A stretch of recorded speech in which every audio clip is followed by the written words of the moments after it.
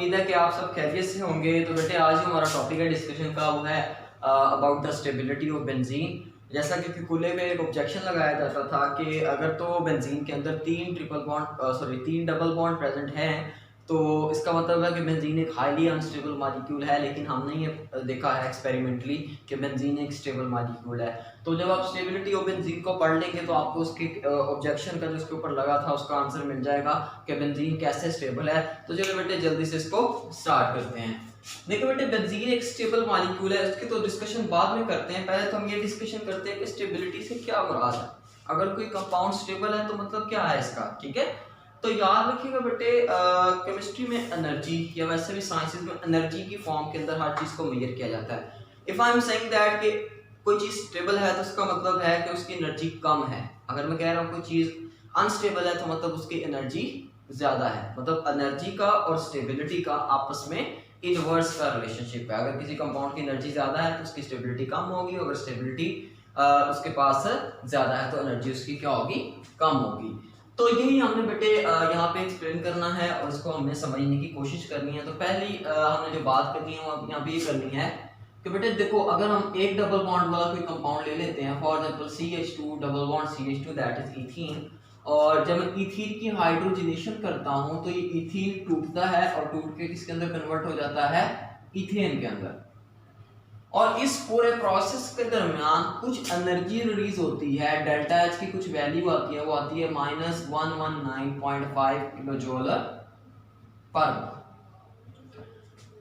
अब बेटे ये जो वैल्यू आई है -119.5, ये हमें इस मॉलिक्यूल की स्टेबिलिटी के बारे में इंडिकेशन देती है, हमें इंफॉर्मेशन प्रोवाइड करती है।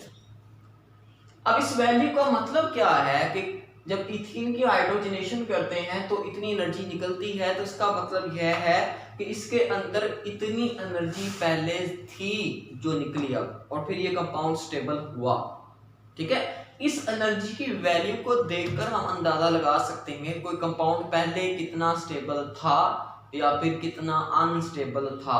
अगर इस एनर्जी की वैल्यू ज्यादा होगी तो इसका मतलब है उस कंपाउंड के अंदर पहले इतनी एनर्जी थी तो वो निकला ना।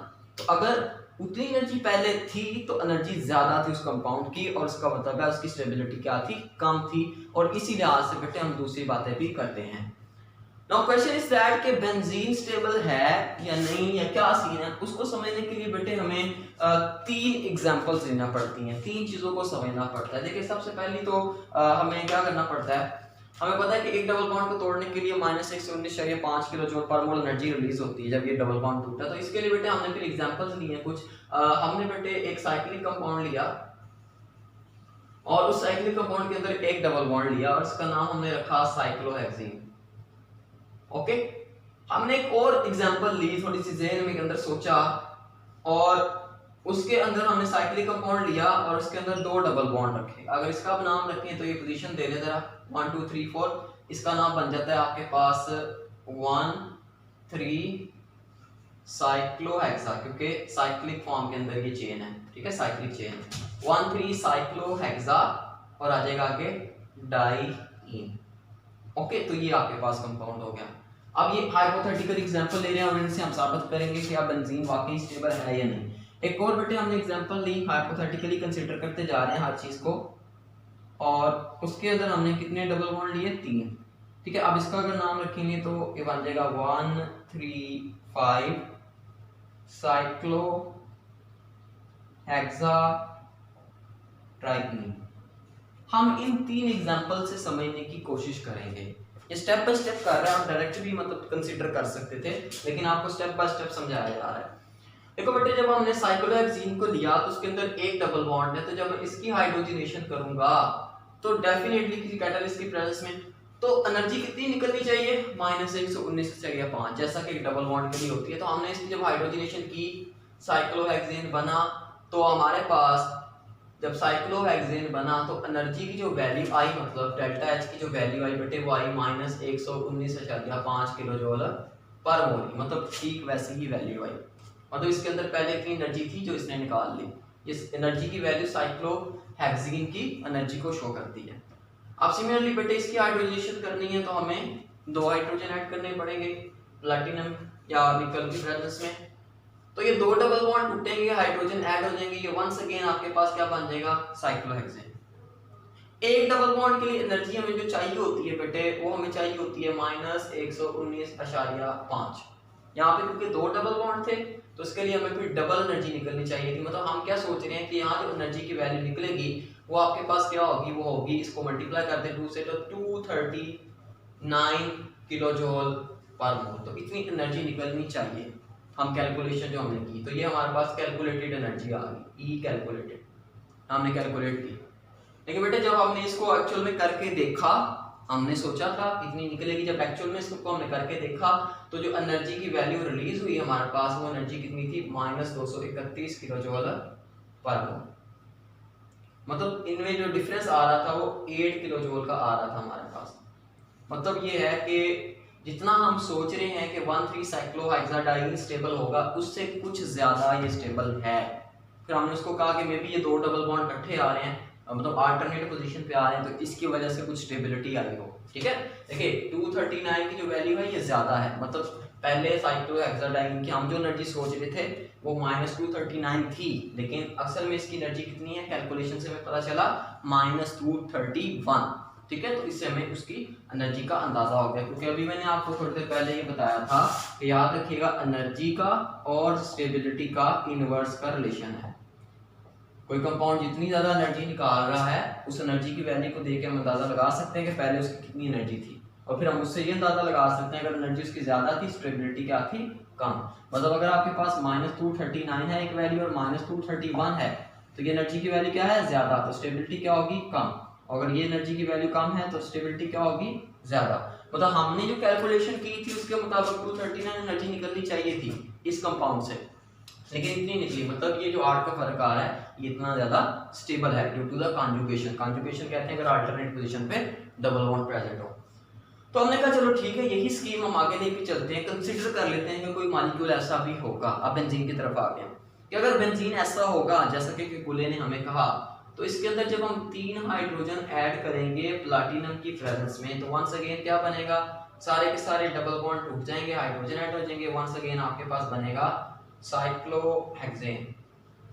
अब कितनी एनर्जी निकलनी चाहिए, अब जो हमने बेटे कैलकुलेट की एनर्जी, हमारी कैलकुलेशन ने हमें क्या बताया, हमारी कैलकुलेशन ने हमें ये बताया कि एक डबल बॉन्ड के लिए -119.5 होती है, तो 3 है तो मल्टीप्लाई बाय 3 करें तो आपके पास एनर्जी जो निकलनी चाहिए इस मॉलिक्यूल से वो कितनी है, -358.5 किलो जूल पर मोल। इतनी एनर्जी इस मॉलिक्यूल से निकलनी चाहिए अगर ये इस तरह से है।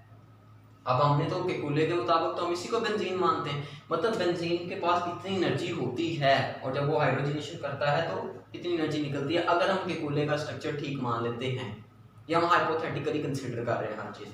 हमने कहा चलें अब हम ऐसा करते हैं कि असल में हमने बेंजीन ली, जो भी इसका स्ट्रक्चर था अभी मुझे नहीं पता, मैंने बेंजीन की बेटे हाइड्रोजनेशन करके देखी, और जब हमने बेंजीन की हाइड्रोजनेशन की तो कन्वर्ट तो उसने साइक्लोहेक्सेन के अंदर ही होना था, लेकिन हमें एनर्जी से कंसर्न था कि असल में बेंजीन की एनर्जी कितनी है।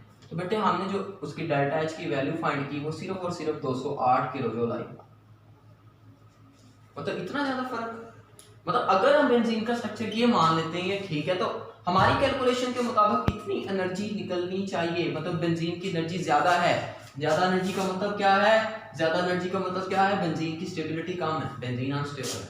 कि कूले के ऊपर यही तो इतराज था, लेकिन बेंजीन स्टेबल है, क्यों, क्योंकि उसकी एनर्जी असल में कम रिलीज होती है। हमने एक्चुअल जब बेंजीन को लिया जो भी इसका स्ट्रक्चर था और उसका जब हमने हाइड्रोजनेशन किया तो इतनी एनर्जी निकली -208। मतलब बेंजीन के पास पहले कोई -208 एनर्जी होगी, और या इसका क्या मतलब है कि अगर ये बेंजीन है तो इसके पास पहले कुछ इतनी एनर्जी होगी तो इसने रिलीज की ना। एनर्जी क्या, नफरत, जितनी रखूंगा उतनी ही रिलीज करूंगा ना।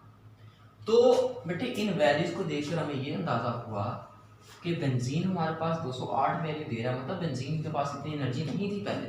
तो एनर्जी अगर उसके पास, बेंजीन के पास कम थी, तो जाहिर सी बात है बेंजीन की स्टेबिलिटी भी क्या थी, ज्यादा थी। Benzene is a stable molecule. तो इस सारी डिस्कशन का लुबे-लुबाब ये है कि जो बेंजीन होती है बेटे वो इस तरह से नहीं है।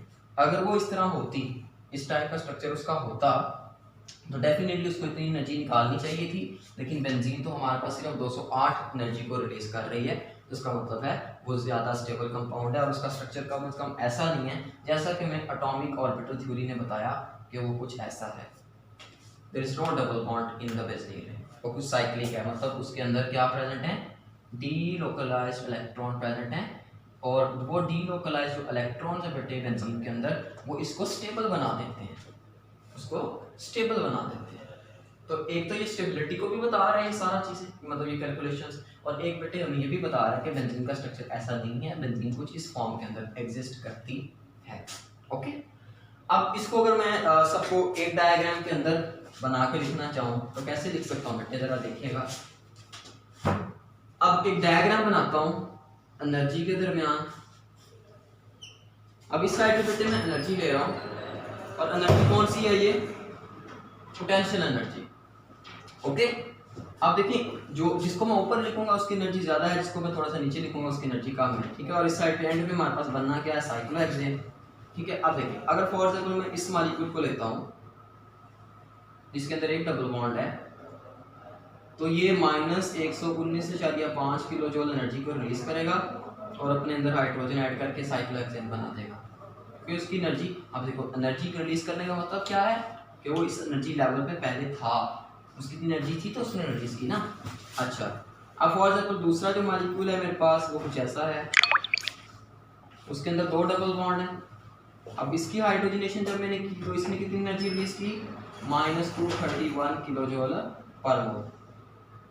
अब वो इस एनर्जी लेवल पे था तो उसने इतनी एनर्जी रिलीज की ना, मतलब पहले उसकी एनर्जी इतनी थी तो उसने इतनी एनर्जी रिलीज करके ये बनाया ना, क्या, साइक्लोहेक्सेन। ओके, और तीसरी हमारे पास जो एग्जांपल थे उसमें हमारे पास 3 डबल बॉन्ड थे, ठीक है, 135 साइक्लोहेक्साट्राइल। अब उसने बेटे जब अपनी हाइड्रोजनेशन की, मतलब उसने अपने अंदर 3 हाइड्रोजन जब ऐड किए तो उसने जो एनर्जी रिलीज की वो कितनी की, उसको करनी चाहिए थी -358.5 किलो जूल पर मोल। मतलब अगर बेंजीन ऐसा है तो इतनी एनर्जी रिलीज करेगा क्योंकि वो इसी एनर्जी लेवल पर होगा। लेकिन बेटे जब हमने बेंजीन को एक्चुअल में लिया और हमने बेंजीन की हाइड्रोजनेशन करवाने की कोशिश की, मतलब ये मैं कह रहा हूँ मैं बेंजीन ले लेता हूँ, जो कि ऐसा होता है जब बेटे मैंने इसकी हाइड्रोजनेशन करवाई तो एनर्जी निकली सिर्फ और सिर्फ 208 किलो जूल पर मोल। मतलब बेंजीन के पास पहले एनर्जी कम थी, वो स्लोअर एनर्जी लेवल पे था तो उसने इतनी एनर्जी रिलीज की ना। तो मतलब ये जो इस एनर्जी में और इस एनर्जी में डिफरेंस आ रहा है और वो डिफरेंस तकरीबन बेटे आपके पास 150.5 किलो जूल पर मोल का आ रहा है। मतलब अगर आप इसको माइनस करें -358.5 -208 तो आपके पास बेटे आ जाता है ये अप्रॉक्सीमेटली एनर्जी का जो डिफरेंस है। अब इसमें माइनस प्लस की वैल्यूज नहीं देखी जाती, डिफरेंस निकालना है तो आपके पास ये तकरीबन 150 का डिफरेंस आ जाता है। अब बेटे ये जो आपके पास कैलकुलेटेड वैल्यू और एक्सपेरिमेंटली डिटरमाइंड वैल्यू के अंदर जो डिफरेंस होता है एनर्जी का, जैसा कि ये 150 आ रहा है, इस एनर्जी को फिर हम बोल देते हैं this is called as resonance energy. और किसी कंपाउंड की बेटे जो रेजोनेंस एनर्जी जितनी ज़्यादा होगी वो उतना ही ज़्यादा क्या होगा, स्टेबल होगा।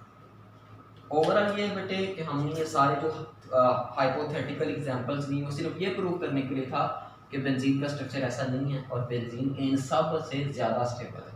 जैसा कि हमें पता चल रहा है कि अगर बेंजीन का स्ट्रक्चर ऐसा होता तो उसको इतनी एनर्जी रिलीज करनी चाहिए थी, क्योंकि इसके अंदर इतनी एनर्जी होनी चाहिए थी डबल बॉन्ड की वजह से, लेकिन बेंजीन ऐसा नहीं था तो उसने एनर्जी को कम रिलीज किया, कितना, तकरीबन 150 किलो जूल, और उस एनर्जी को हमने बोल दिया रेजोनेंस एनर्जी। और फिर इससे हमें ये समझ में आ गई बात कि वाकई ही बेंजीन ऐसा नहीं है, बेंजीन ऐसा है। ये स्टेबिलिटी की बात है, इम्पोर्टेंट लॉन्ग क्वेश्चन है तो इसको बड़े अच्छे से आपने करना है। डायग्राम भी बनानी है, डायग्राम असल में वही है जो यहाँ पे कैलकुलेशन है और ये वही कैलकुलेशन है जो डायग्राम है। एक डायग्राम आपको याद है तो आपको सारा कुछ याद है, ठीक है। उम्मीद है बेटे कि आपको ये समझ में आ गया होगा।